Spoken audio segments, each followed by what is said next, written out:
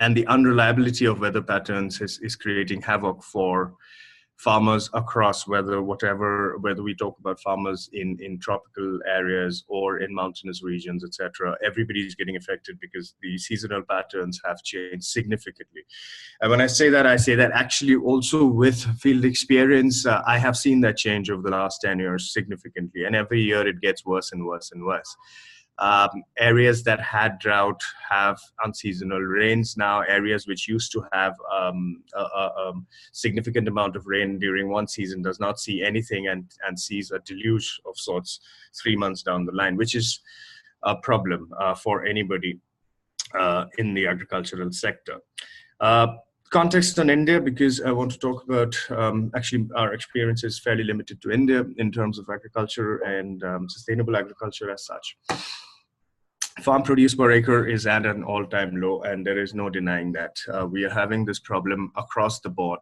And when I say farmers, it's not just farmers in certain areas. If you can look at the map, you will see the vulnerability index. But apart from it, we do see a lot of issues happening, not just across Maharashtra, Gujarat, and Rajasthan, which is something that people know about, but even as far as apple growers in Himachal are facing a big problem today. So we have terrace agriculture-based communities across the hilly areas. We have the Gangetic Plains that is affected significantly. And when I say affected significantly, weather pattern, seasonal rains is one part of the problem. The other part of the problem, which is beyond just water access, is also the quality of soil. We had a period, I think, late 70s and 80s, where this indiscriminate use of fertilizer, there are reasons for it, and I do understand the reasons for it. I was speaking to somebody the other day who was explaining it to me, saying increase of produce at that point of time was very, very important. But having said that, I think what it has done to our lands, and I'm like I said, I'm not a scientist, but I can see it, that we have rendered large parts of our fertile lands absolutely barren now, which we cannot plant anything over there. So moving on, of course, there are more challenges that we see. Of course, population is something that smaller land holdings, and that is actually true, because what we had was as a 20-acre land holding one generation before, now is a 4-acre land holding for 5 different farmers. So that has become a problem, because working with a solution is easier when you have larger land tracts, which we don't. In India, we are talking about 80% marginalized farmers. We're talking about 80% of them holding 6 acres or less, maybe even 5 acres or less. I don't know the exact data point on that. But it is difficult because of that. Inadequate irrigation facilities because of traditional rain-fed crops being a bit of a problem in terms of irrigation and water access. Irrigation facilities have to improve, and it's not an easy thing to do, because we're talking about water, which is a resource, and it's a public resource whose ownership of water is a big problem in itself. As you can see, decline in soil sustenance, nature of farming, self-explanatory. Decline in soil fertility, I did mention it before, but that's something that is increasing. Lack of support services, poor organization of resources. This is not just the fault of the community, actually, because we tend to leave the fault at the communities. And I was at a water conference a week back where a lot of people said, look, it is also because of indiscriminate use of water by the farming communities. But the fact remains the administration is responsible for allocating those resources. And I do think that the administration has to play a part in organizing their resources a little better. The last point, and a very important one, middleman-driven supply chain. We're looking at, with all that we have of minimum support price and all of that, middlemen still rule the roost in terms of our agricultural produce. And that's something that becomes a big problem when we talk about climate change affecting agriculture, because even if you do want to work with farmers, you have to compensate for the loss of crops for a shift to a more sustainable manner. And that is a very difficult shift when you when you have middlemen to deal with. And with a small holding farmers, that's a big problem. And there is a significant change in price from where the crop starts and where it ends up. And that is something that we have to deal with if we have to deal with. So, which is what gets me, this session is not just about the technicalities of it, it's just about the basic social challenges that we also have to deal with on the ground. Moving on, more challenges. These are, more recurring drought, environmental impacts, social impacts. Population migration is a big issue. And why do we need to work with agriculture and all of it is because today our urban centers are, as it is, choked with people. And secondly, we have more than ever of migration, labor migration happening, because if I can't grow crops, then I have to still earn a living. So a lot of sustainable city planning and whatever we do with sustainable living has to do with keeping people from where they are. And that migration pattern can only happen if we do make it easier for them to plow their own lands. Any farmer given a choice would really want to go back and do what they do, but that's not the reality. And that's something that it's a very, very social issue. And working on climate smart agriculture and building up those supply chains is imperative if we have to deal with population spread in the country of India, especially because with 1.2 billion people, you don't want them to be in 20 cities. You want them spread out. And it's better for our economic growth as well as for these children to have a more healthy living. So these are a few of the challenges that are there. Livestock production, everything's associated actually, if you look at agriculture and how it pans out. Biodiversity is another issue that we come up with, land use as well. I'm just going to leave the slide for 5 seconds.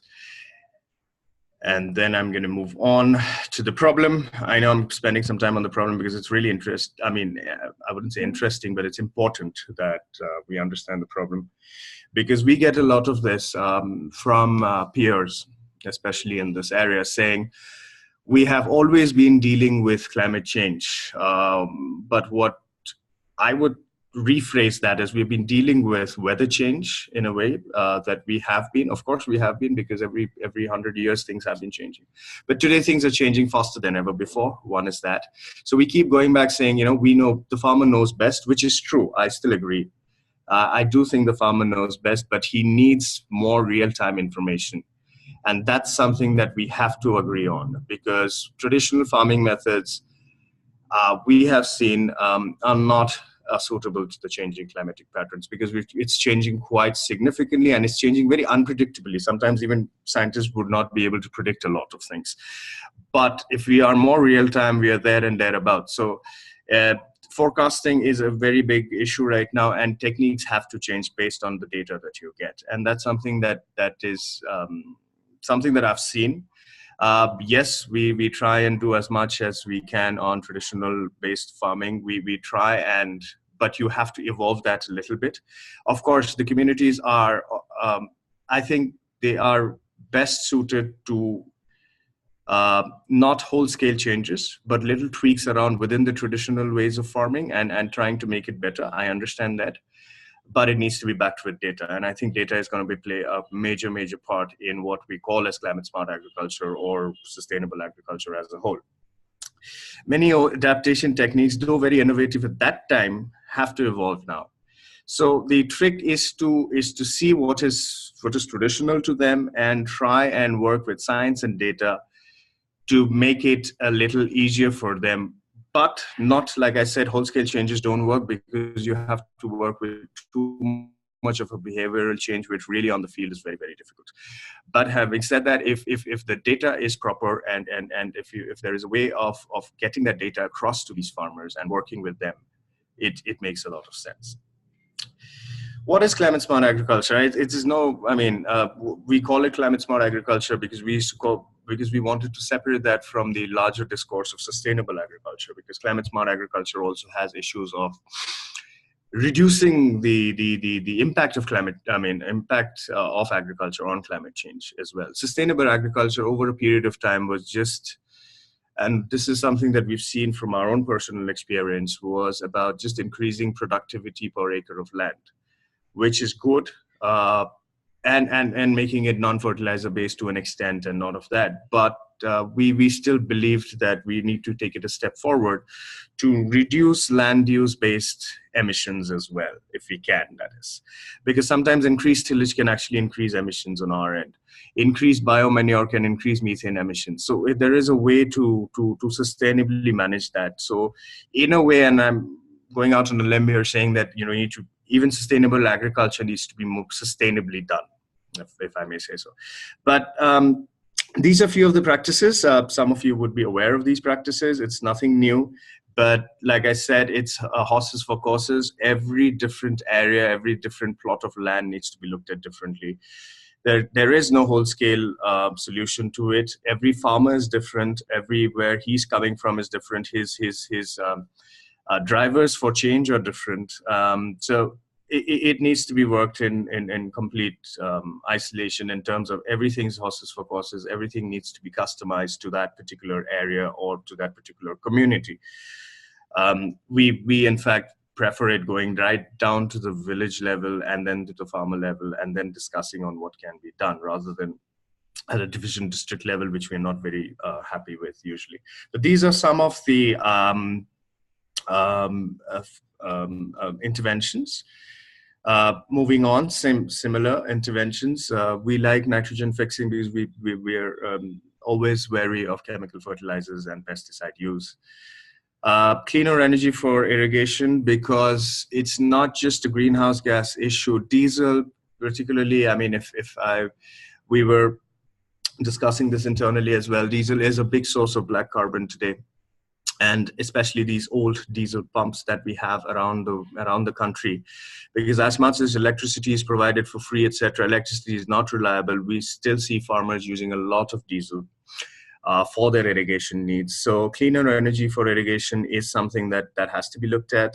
Better water management, of course, drip irrigation has been around for a while now, but do we see everybody being able to access drip? No, because of the costs, etc., and the high capital. I mean, high capital cost is one of them. Lack of access to finance is one of them. So those are certain things that have to be worked with if we do really have to look at a sustainable agriculture.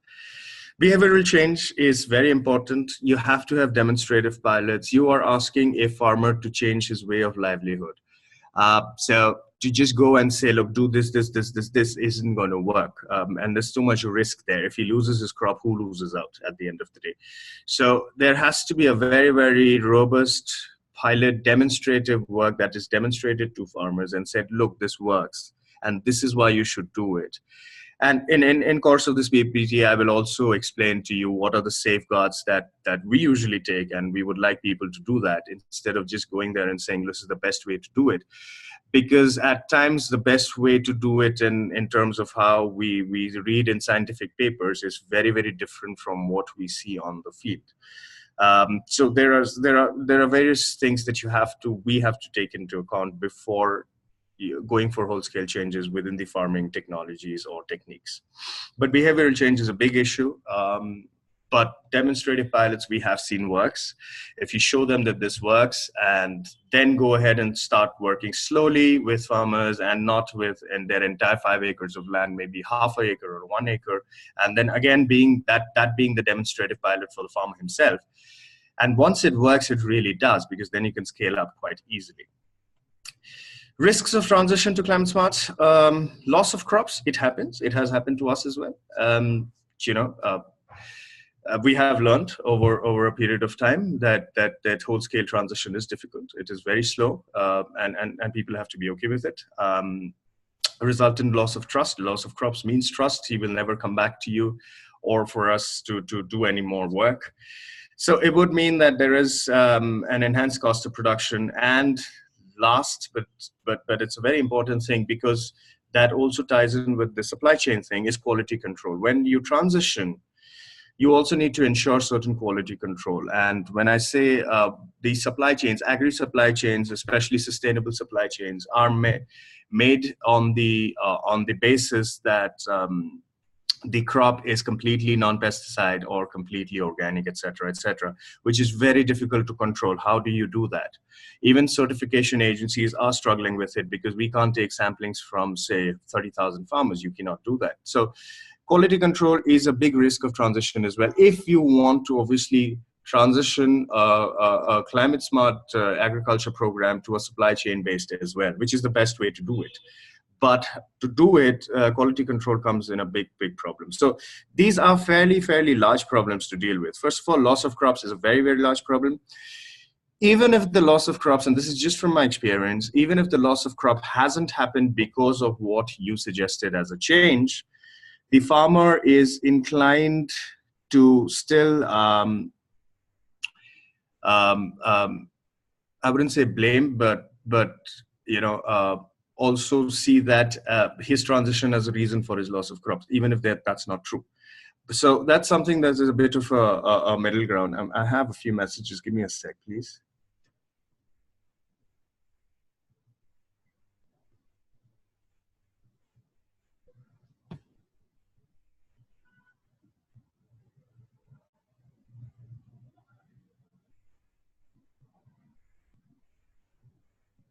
Just give me a sec. I need to unmute a few of you. I'm not sure how to do that, so just give me a second.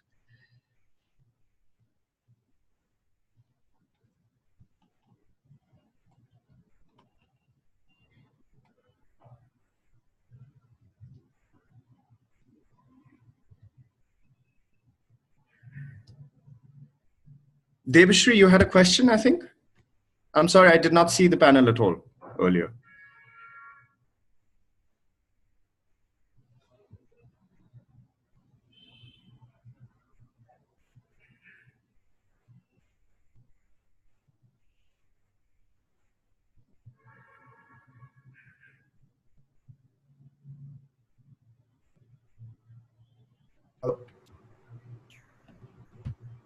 Hi. Hi. So actually, there is a council called CEEW, Council for Energy, Environment and Water in New Delhi based. So basically, they recently gave a report on cleaner energy for irrigation. Yes. But, so basically, what the report states, like there are so many hurdles to actually implement the cleaner technologies in rural areas in terms of irrigation, pumping, diesel, all the things that you mentioned. So how do you think that the policy can be driven towards like what a framework can be mainstream to specifically focus on rural clean energy? Yes, I mean, there are various, I would actually come to it towards the later part on the financing and the program management part of it and how governments can also be part of it. We are actually working on a few of those models, which I will describe in a few of the case studies.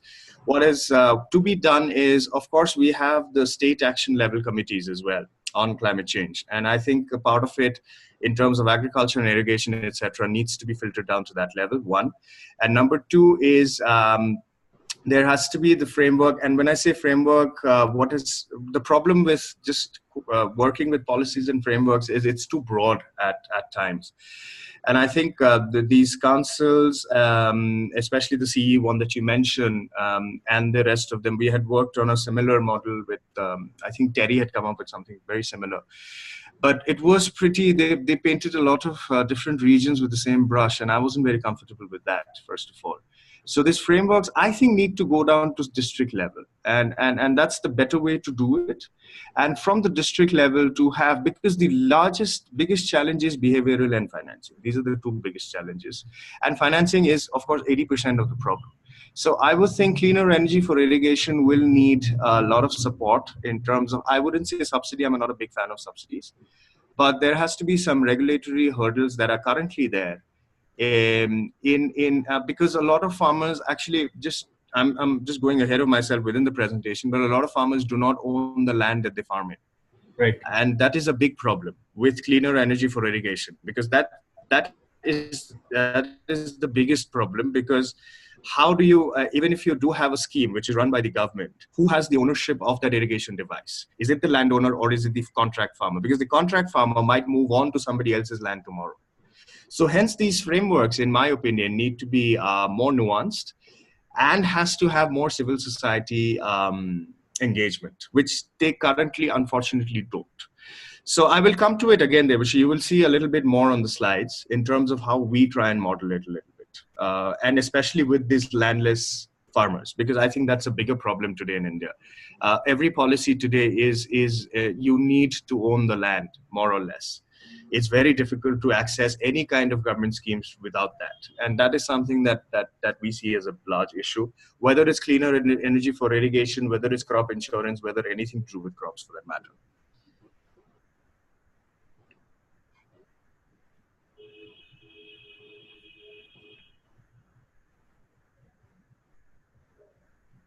Should I continue? Anybody?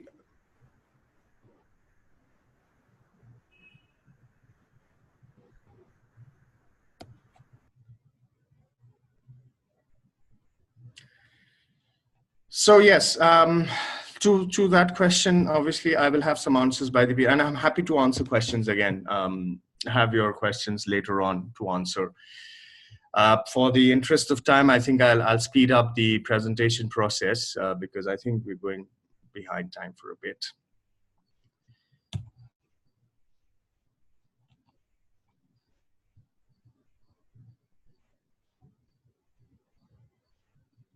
Not being able to change the slides. Okay. We're going to steps needed to address these risks. Weather-based predictive models, I'm a big believer in this. And the models have to be different. They have to be more effective. I do believe.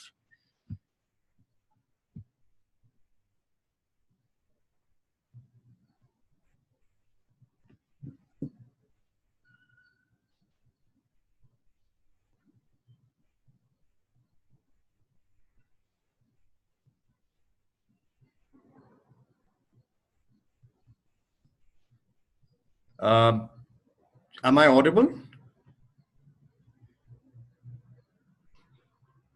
So I think I muted myself. I'm not sure.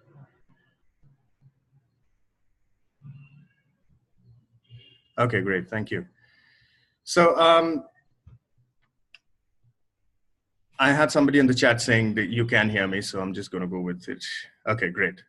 Okay, so weather-based predictive models to be shared with farmers. And I think the weather-based predictive models have to be a little better than what we have today. I am not an expert, but talking to farmers and understanding their issues, we do have a problem with weather-based predictive modeling. But yes, there are, I mean, we were invited to a lot of these models and presentations. Some of them are quite good and I think have a lot of potential. And that's something that I think will play a major part in trying to address this risk. Information sharing and simplicity and effectiveness. Sometimes we might have the data, but does the person on the ground understand this data? And that's something that we are missing the point sometimes, because we have excellent data, but it is not something that the person who is farming or is on the ground is aware of. And that becomes a problem, or he does not understand it. You know, we had this experience with soil testing and the soil test results to be shared with farmers, but it basically became a bit of a Greek and Hebrew for them, because they didn't understand that too much. You had to tell them what it meant for them to be then acting on it. So one is to ensure that the data is proper, and two is to work on mechanisms that effectively pass on that data from the data owner to people on the ground. Crop insurance, something big believer in it. Enhanced pricing to cover for increased cost, reliability of sale. I think that's the biggest important. If you tell the farmer, look, I am going to buy your produce, it is the biggest trust factor that he has on you, regardless of what everything else put aside. If you say, look, you're going to produce this and we're going to buy this off you at a certain price, it really makes sense.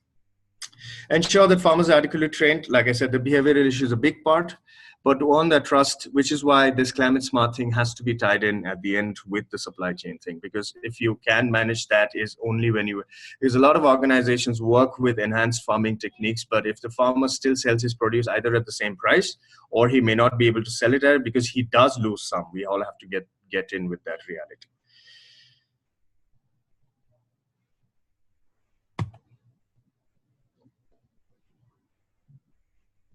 Just trying to send the slide. Give me a second. I don't know, something's happening here.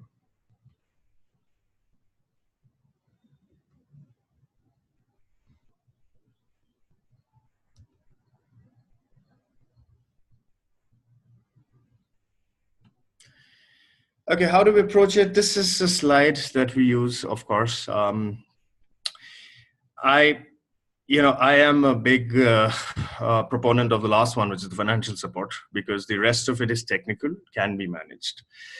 The big issue is the social, that is the behavioral part, and the financial part. And involving the communities and coming up with their own solutions is a very important thing as well. I think a lot of us missed the point there, and we have done that. We have made that mistake before as well. We thought we knew it all, but we didn't really. And to get them to actually come up with their own ideas, get ownership into them. And when I talk about financial support, I've never been a big believer in grants, complete grants and 100% subsidy, etc. It does not work. You need to build ownership. Whether it's group ownership or individual ownership is another matter. But I do believe that there has to be ownership from the community, and that's when they really pitch in with their ideas. Because at the end of the day, this is a livelihood. We are responsible for that. So there is a way to do all of this. If you look at it, and this slide, I'm just going to leave it on. I'm not going to go through all of those points. You can read it. But there is nothing new over here. Nutrient management, yes. Also the fact that, from a food security perspective, we are losing nutritional value of seeds. And it's not just about growing this or that, but if you grow something, does this have any nutritional value at all? And over a period of time, that has changed significantly. If you really look at it, though your dietitian might ask you to eat certain kind of food, nutritionally, they are not very effective anymore. So a part of this climate smart and adaptation is also to get in those seeds back. And there are various banks, etc., who are working on that, on getting nutritional value of seeds back into the seeds that you're planting, because that's the start of everything else. So there is a big concentration from our end as well when we do work. Is nutrient management is quite an important part.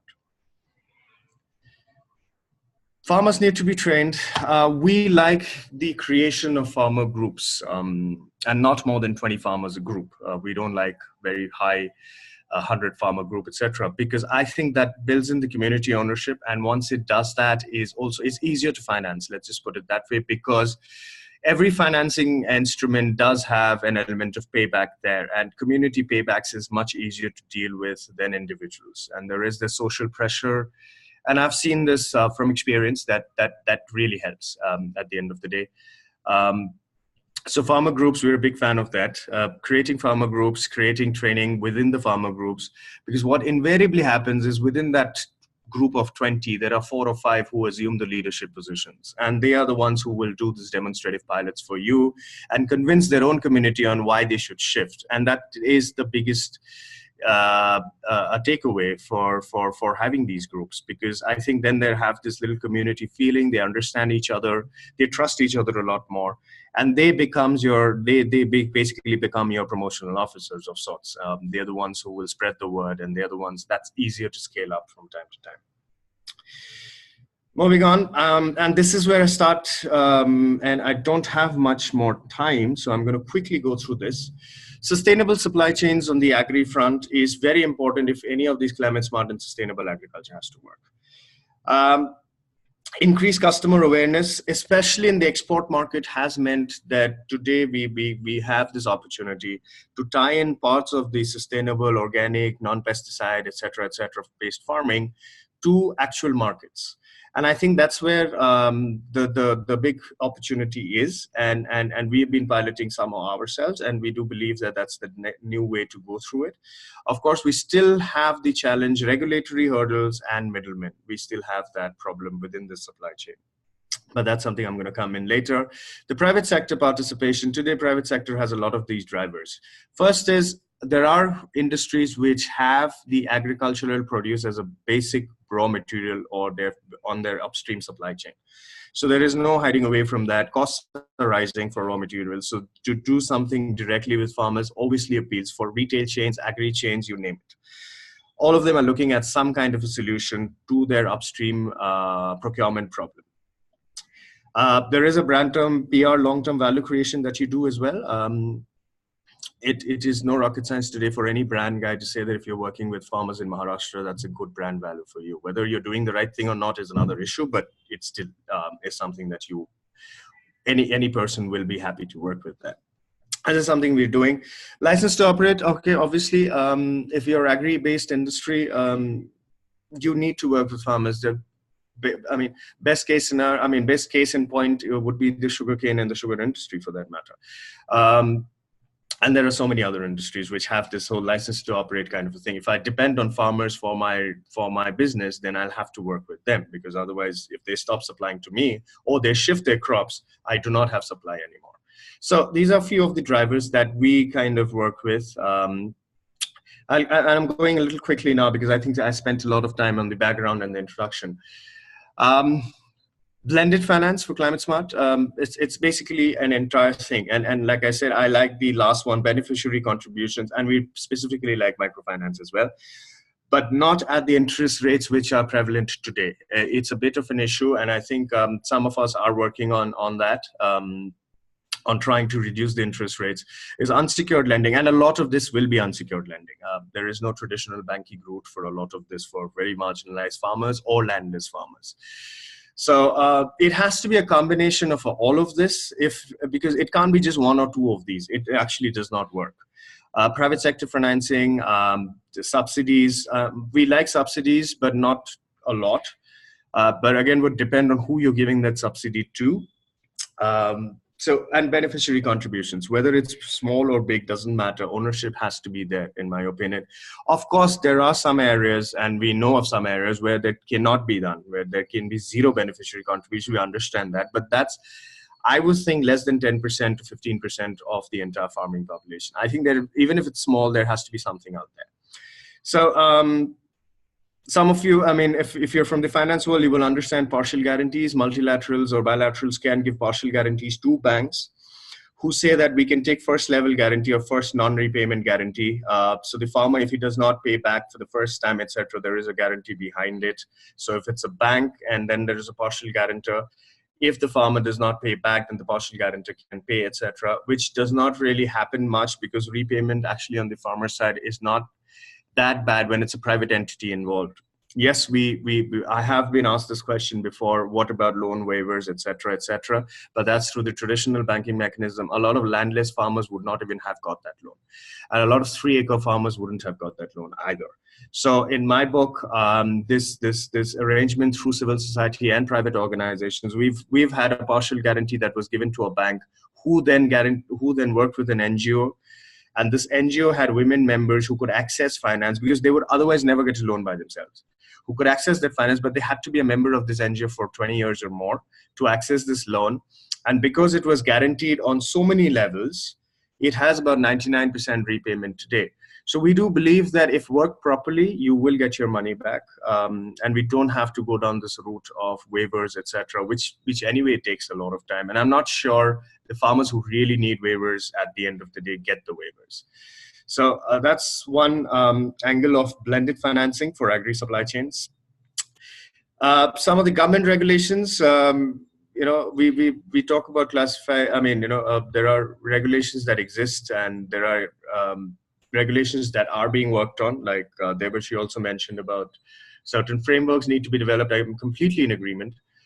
We need to have frameworks, but we need to have frameworks on a very, very local level and not at a very high. I mean, it could be a high level, but it has to be broken down at very, very local levels.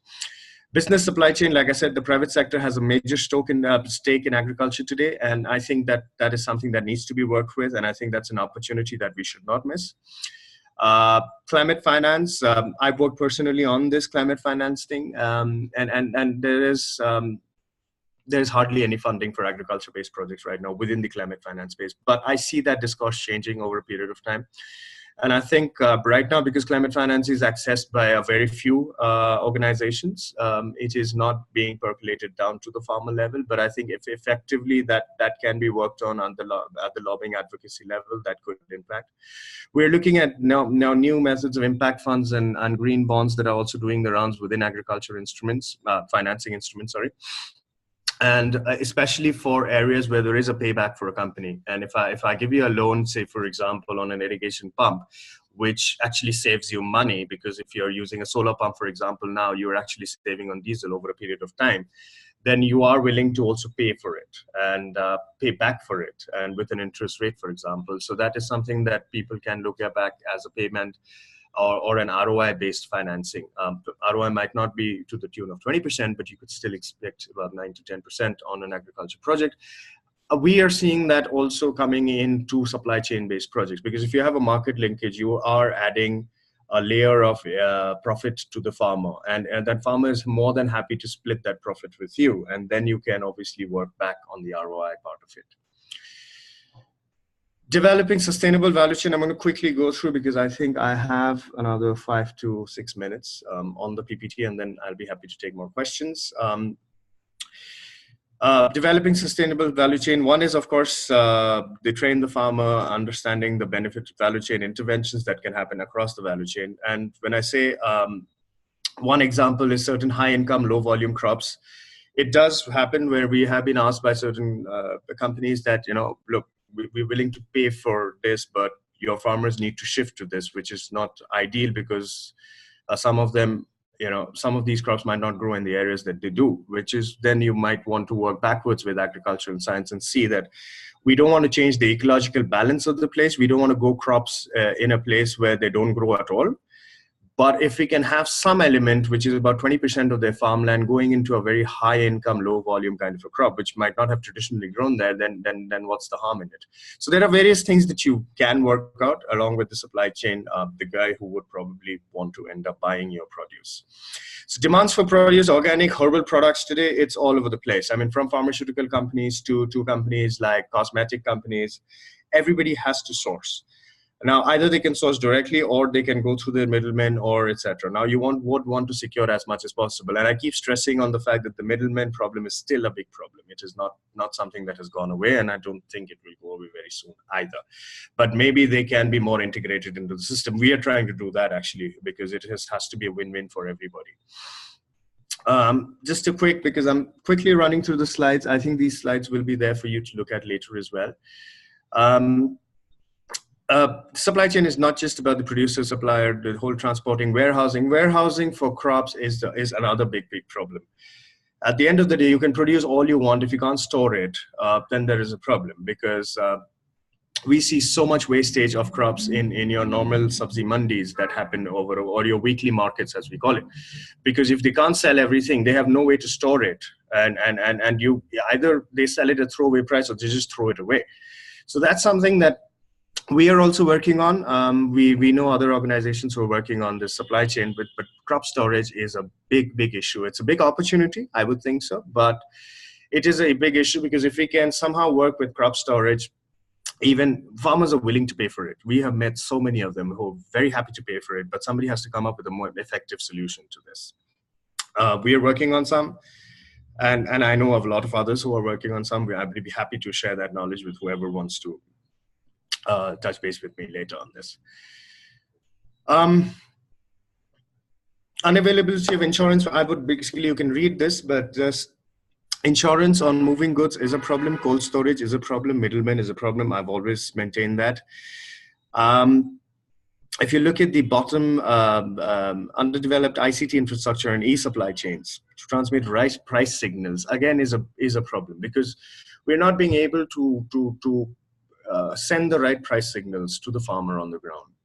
So apart from this infrastructure and supply chain and value chain, there are so many other issues that need to be worked with as well.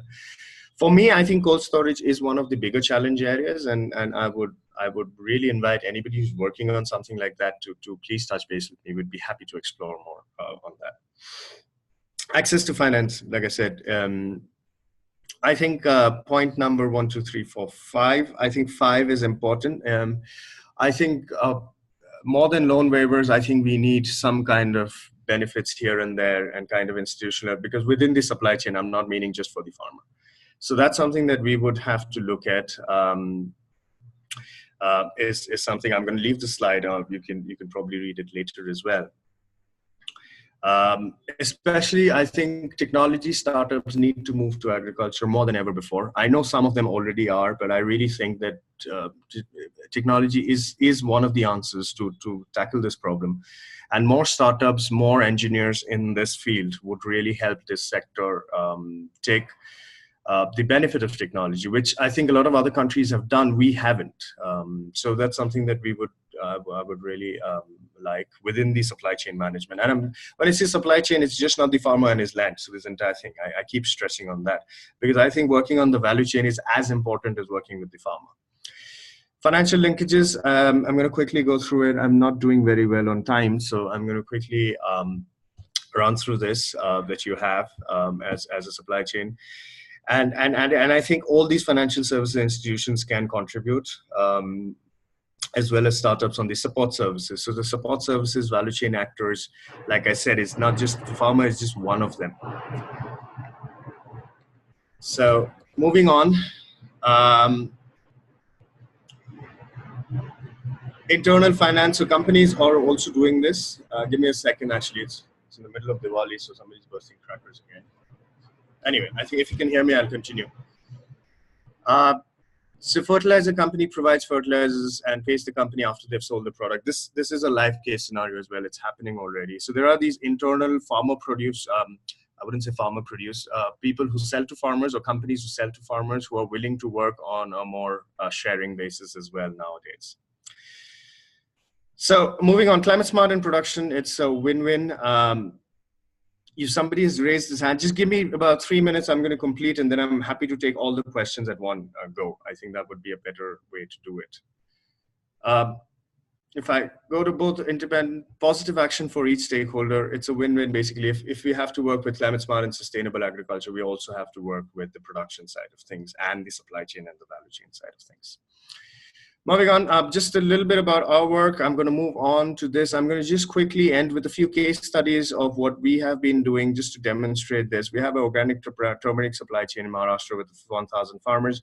We are trying to work with a herbal company on this for them to basically, for these farmers to shift over a period of time. Over a period of time, I mean 4 years, and then to have these contracts with the farmer producer organizations to be able to sell this organic turmeric at a premium price, not at the same price. We have a loss calculator of sorts on how much you lose and how much is the input cost increasing by. And then the calculation is worked backwards to arrive at a price which makes you a profit, which makes a profit for the farmer, which makes a significant profit for the farmer, as well as is a win-win for the person who's buying the produce at the end of it. This is something we're trying with a pilot. We were talking to a few international agencies, UN agencies, as well as some companies. We wanted to focus on the marginalized tenant farmers on crop insurance, because we do believe that what we have right now is very, very heavily skewed towards somebody who owns land. So it's something that we were weather index-based crop insurance, because we think that it's a very important gap that needs to be addressed. It is something that we are happy to get more ideas on, because it's still a pilot. We've just started with 200 farmers. We're going to expand it hopefully to about 20,000 farmers, hopefully by the end of next year is what we're looking at. This, I think, is one of the major interventions, because landless farmers is the problem. And we do believe that there are some policies right now which are working on that, but nothing like that. So case study 1 is on supply chain. Case study 2 is on crop insurance. Case study 3 is on cotton farmers and how a retail chain is funding cotton farmers to go more organic, go more sustainable. We are working with a concept called water budgeting here, where we're not just it's not just about providing water security. It's also understanding just how you do a water footprint in a company to be also doing a water footprint within a village level. How much water do I have? How much water can I expect in future? Where do I use my water more or less? But this means people coming together and discussing all of these things. We struggled with it for a while, but finally we have managed it, where people are willing to sacrifice water on one end to gain water on another end, which we were never doing earlier. If we were concentrating on irrigation water alone and nothing else. So somebody was working with drinking water, somebody was working with irrigation water, somebody was working with sanitation, for example. Somebody was working with ground recharge. It does not work that way. It's a more integrated approach. You map 2 or 3 villages, or 4 villages for that matter, and you do a budgeting exercise, and then you start working with them. So we're doing something similar. And on case study 4 is basically we have something with rice farmers, and this is a fairly large program. We'll go up to about 100,000 odd farmers, where we're trying to regulate their water intake for agriculture, because just because of the diesel pumps, you rent a diesel pump for 1 hour or 2 hours, and whatever you can flood your lands with, you do, because you're not sure whether tomorrow there will be rain or not, whether I'll have water or not. So the water management becomes very important, because then you're actually not asking the farmer to regulate, because no farmer is going to regulate the water unless he's sure that he's going to get water. So our work is more to ensure that he gets water through various watershed activities, and then go back to the farmer and say, please limit the water that you use, because your crop does not need so much water.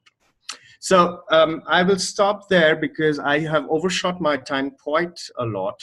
So I'm going to now ask people to have their questions. And can I ask the organizer to unmute everybody? Is that possible, or should I?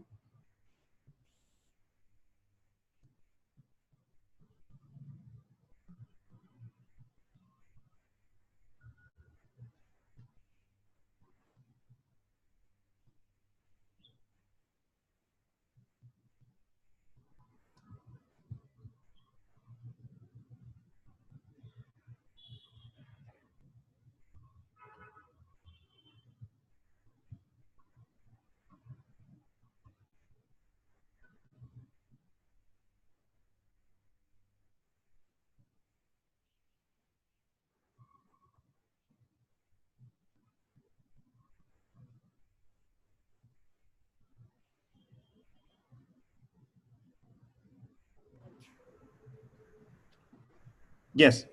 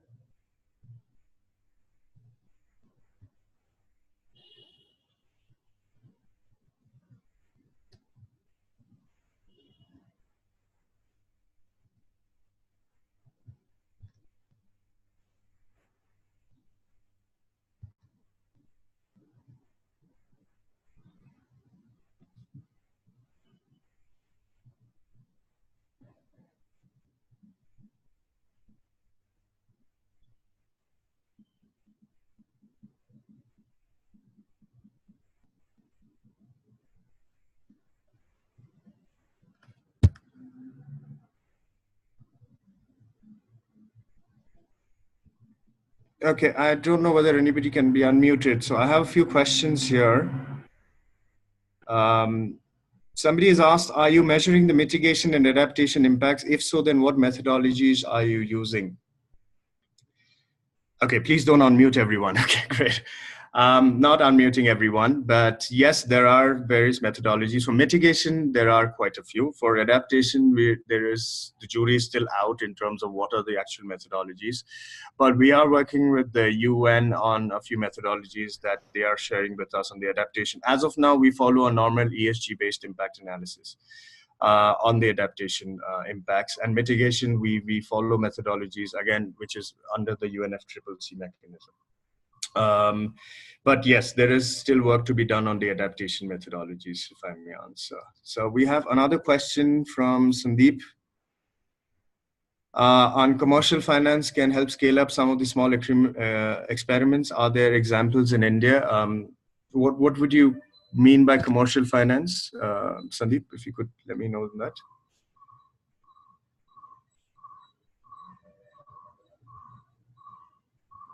Okay, I'm not being able to unmute you.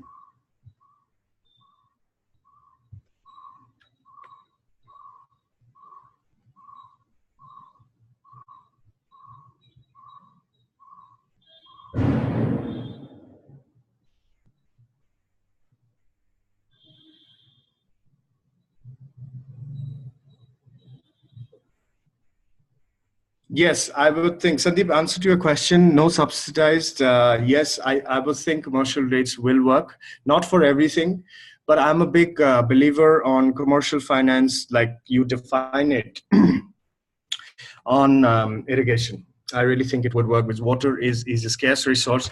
If there is a way to work with the production out of that water, I think water is something that people are happy to pay for, and I think commercial finance has a role to play on that.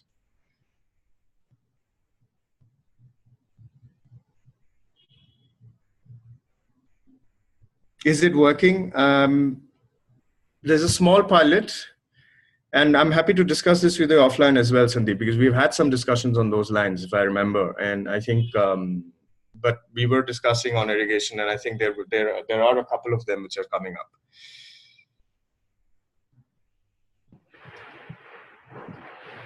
I'm not being able to unmute anybody. Anybody from the organizing team in this chat, please?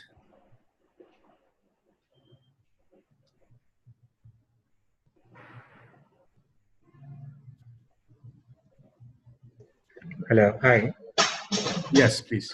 Sandeep Bhattacharya is unmuted. Okay. My questions are over. Okay. So can we now unmute? I'm sorry.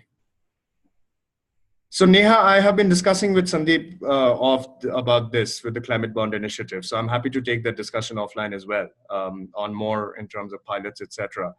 I think we had a question from Vinita Joshi. Can we unmute Vinita Joshi, please? I'm not able to unmute anybody from my end. So.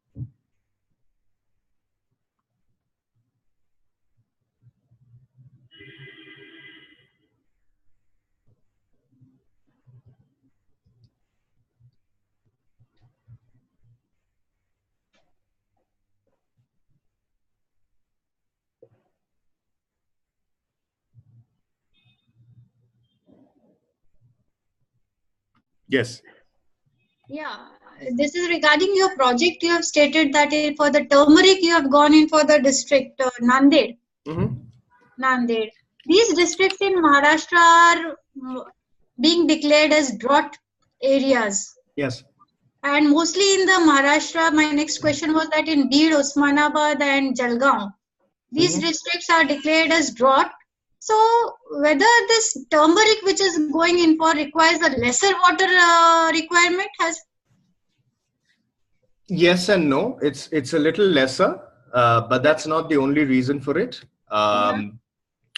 One is when you say a drought area, that's according to the government statistics, but some of these villages can still access water if it's worked properly. And within the drought area, because we declare an entire area drought, not necessarily that we still don't have any water access for that matter. So yes, the answer is twofold. One is this particular variety of turmeric. Like I said, please don't ask me because I'm not a technical guy, but what I've been told at least is that this has significantly less water intake. So it's about 25% less water intake. And we also believe that we can supplement that by about 30% increase in water access to that particular area, which then makes it viable. And how we're doing that water access, there are about 6 interventions in place. I'm happy to send you that document later, Vinita, if you really want to look at those 6 interventions, which are working with the water there. But drought does not mean that we don't work there. You know, so yes, people say, please change your crops according to the drought patterns, but I'm not a big fan of that. I would rather work with the same crop and use less water if it's possible. Because changing cropping patterns, how many cropping patterns would you keep changing? And droughts there every year, it will get worse and worse and worse. So those are certain things that we keep in mind. But I'm happy to share those 6-7 interventions on the water side that might help you with information. Thank you. Thank you. My question. So can we unmute, unless we don't have time, with Manikant, please? I mean, he has a question and I'm not being able to.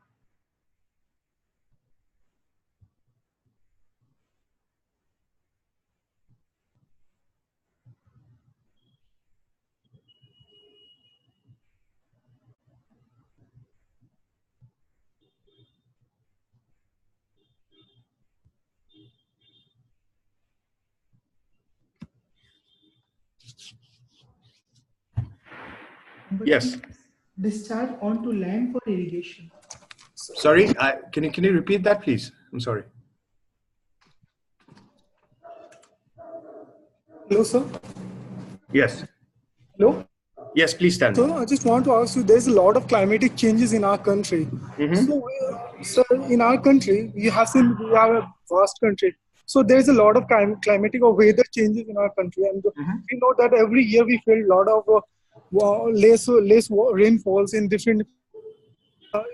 Last 2 years ago, there's in Jharkhand has 17% of increment of the rainfall, but later on in this year there's a decrease on the rainfall.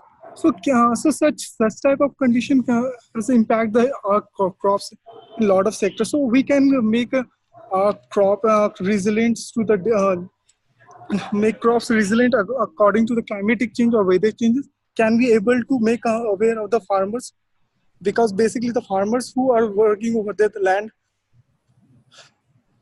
No, it can be. I mean, it can be. I mean, that's what the session is about, right? I mean, look, it is difficult. I wouldn't say, because the patterns keep changing quite haphazardly. There is no pattern to the pattern, if there is a statement like that to be made. But it is difficult, and we are learning again, because just crop resistant, drought resistant doesn't make sense. Because we were told that this is a drought resistant crop, and then we had floods in one district in MP. Yeah, so it's difficult. I would say, because then you went ahead and planted drought resistant plants, but you had heavy rain again, and it's a bit of a problem. So which is why I would still go with the data part of things. I think we need to get our data better. Yes, there needs to be a lot of social interventions done with farmers. I do believe that that's one way to do it. But without data, we do not have any hope, really. I mean, and I think that data needs to be understood by the farmers as well. It's not just some high-level data that we generate. But I think we need to create more on-the-field data and not lab-level data.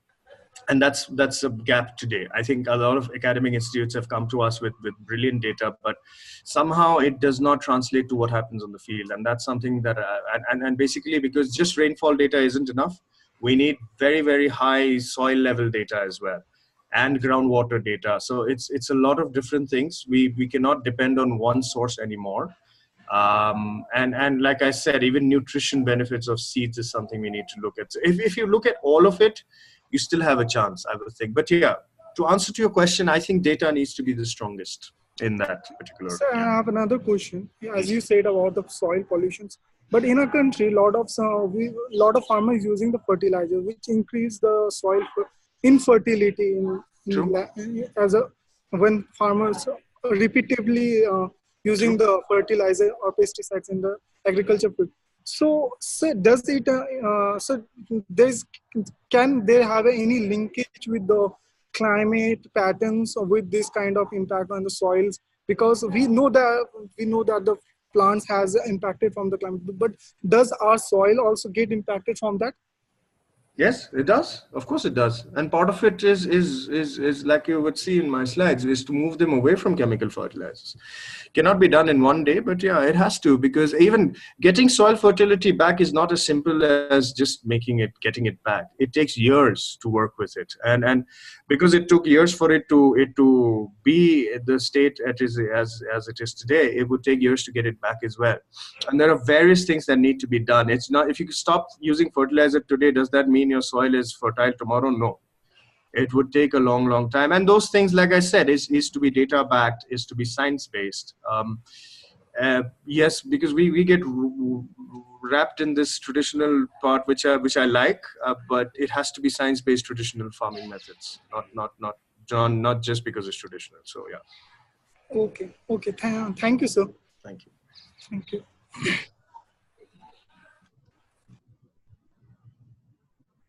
Anybody else who has any question? Because I'm looking at the chat window. I think we've had most of the questions answered, or some of it I'll have to take offline, which I'm happy to do. And I'm just looking at the rest of the things. Anybody who has any other question? I think.